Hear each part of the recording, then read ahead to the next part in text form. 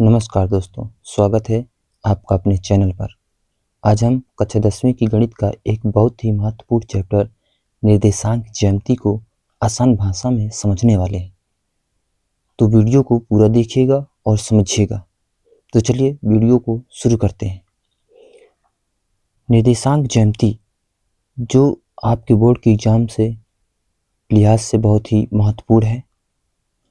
निर्देशांक ज्यामिति, इसकी परिभाषा देखें तो गणित की वह शाखा जो बीजगणितीय और ज्यामिति को जोड़ती है, जिसमें समतल पर किसी बिंदु की स्थिति को संख्याओं के क्रमिक युग्म का उपयोग करके दर्शाया जाता है, जिसे निर्देशांक कहते हैं, जिससे ज्यामितीय समस्याओं को हल करना आसान हो जाता है।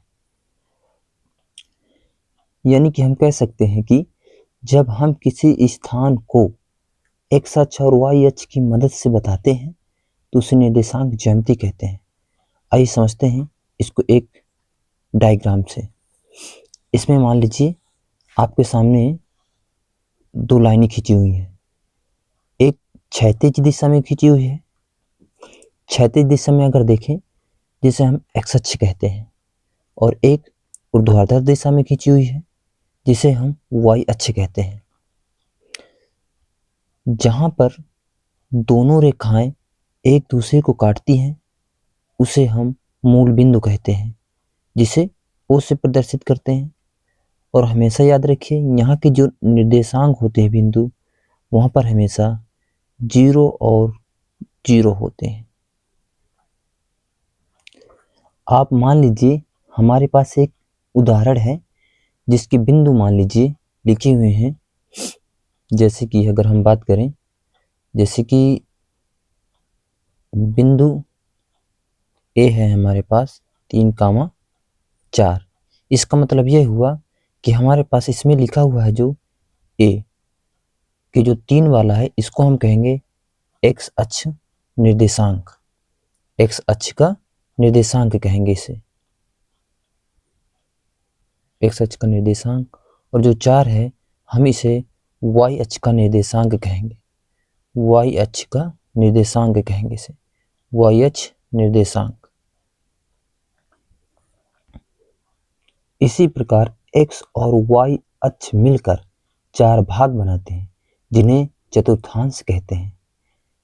जैसे मान लीजिए ये पहला भाग, दूसरा भाग, तीसरा भाग और चौथा भाग।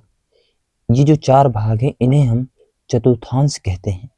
चतुर्थांश में अगर हम पहले भाग की बात करें तो यहाँ पर इसको हम कहेंगे पहला चतुर्थांश।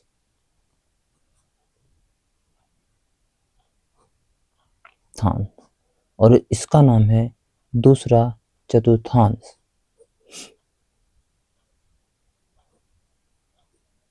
और इसका नाम है तीसरा चतुर्थांश। तीसरा चतुर्थांश। और ये है चौथा चतुर्थांश। चौथा चतुर्थांश। आप सभी को पता है कि अगर एक्स अक्ष में इधर की तरफ चलें अगर हम, तो हमारे पास जो होता है प्लस का चिन्ह होता है, और वाई अक्ष में हम चलें तो उधर भी प्लस का होता है। और अगर हम एक्स डैश की तरफ चलें तो इधर की तरफ नेगेटिव होता है, और अगर हम इधर वाई अक्ष की तरफ चलें तो इधर पॉजिटिव होता है। इसके चिन्ह हमेशा माइनस प्लस होते हैं। अगर तीसरे चतुर्थांश की बात करें तो एक्स डैश की तरफ माइनस होता है और वाई डैश की तरफ माइनस होता है। यानी तीसरे चतुर्थांश के चिन्ह जो होंगे माइनस और माइनस होते हैं। और चौथे चतुर्थांश की बात करें तो इसमें प्लस होता है और वाई अक्ष में हमारे पास माइनस होता है। चतुर्थांश के चिन्हों को ध्यान देना बहुत जरूरी है। इससे बिंदु की स्थिति का पता लगता है। जैसे कि हमारे सामने एक प्रश्न है, -2, 3 किस चतुर्थांश में होगा। तो चलिए पहले देखते हैं कि किस संख्या में माइनस और किस में प्लस है। तो आप देख पा रहे हैं कि माइनस जो 2 है वो किस तरह मिलेगा हमारे पास, माइनस हमें यहाँ पर मिलेगा दूसरे चतुर्थांश में। और प्लस का 3 है प्लस का 3 हमें दूसरे चतुर्थांश में मिलेगा। तो हम कह सकते हैं कि जो बिंदु -2, 3 है यह दूसरे चतुर्थांश में मिलेगा। तो इसका आंसर हम लिखेंगे दूसरा चतुर्थांश लिख देंगे और यह इसका करेक्ट आंसर हो जाएगा। चलिए आपके लिए एक प्रश्न देते हैं, तो आप बताइएगा जो बिंदु है हमारे पास, मान लीजिए -3 और -5, बताइए यह किस चतुर्थांश में आएगा। उम्मीद करता हूँ आपने समझ लिया होगा। तो मान लीजिए ये हमने देखा कि माइनस और माइनस के दोनों हैं, तो ये तीसरे चतुर्थांश में आएंगे, तीसरे चतुर्थांश में आएंगे। तो चलिए यहाँ से जो बनने वाले छोटे छोटे प्रश्न थे यहाँ से तो यह कंप्लीट हो गए। तो आप ऐसे ही बिंदुओं को देखकर उनका चतुर्थांश पहचान लीजिएगा।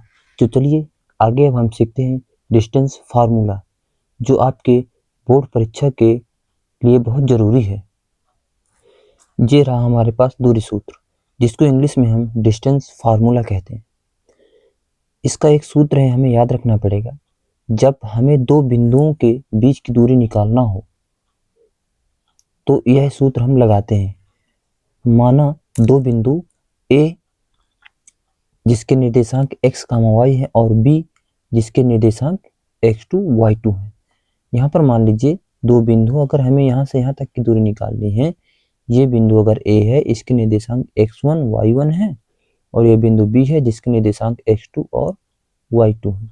अगर हमें इनके बीच की दूरी निकालनी है तो हमेशा हम याद रखते हैं एक दूरी फार्मूला है जो बहुत आसान है और बहुत उपयोग में आता है हमारे लिए।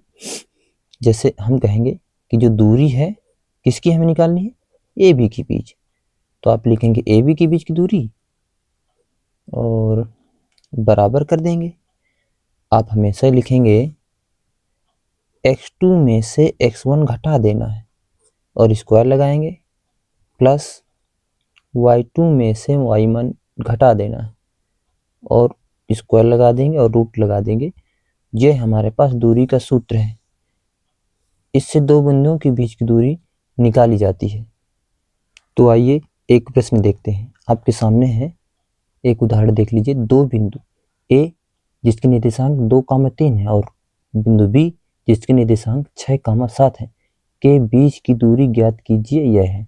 तो हमें दूरी निकालना है तो सबसे पहले इसमें हम पता करेंगे कि जो बिंदु A के निर्देशांक होते हैं इसको हम बोलते हैं x1, ये है हमारे पास y1। बिंदु B के हैं x2 और इसे हम y2 लिखते हैं। तो अगर दूरी निकालनी है तो हमें दूरी का फार्मूला पता है कि दूरी अगर हमें निकालनी है AB के बीच तो हम कहेंगे AB, हमें पता है कि x2 में से x1 घटाना है, square plus y2 minus y1 का स्क्वायर। अब मान हम रख देते हैं इसमें। तो मान अगर रखना है तो आप देखिएगा इसमें कि हम लिखते हैं, पहले हमें लिखना है x2 यानी कि 6 में से 2 घटाना है, स्क्वायर लगाएंगे